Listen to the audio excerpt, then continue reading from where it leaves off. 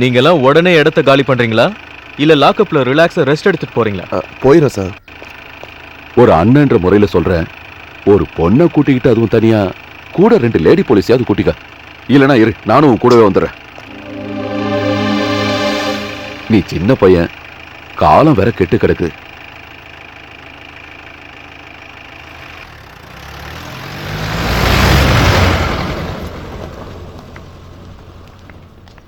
உங்க தம்பிங்கிறதுக்காக நான் சொல்லல, இது பிரச்சனையாக போகுது.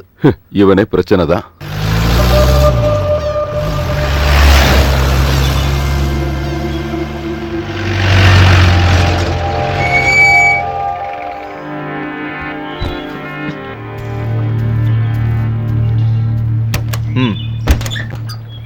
மேடம் கொஞ்சம் இறங்குறீங்களா?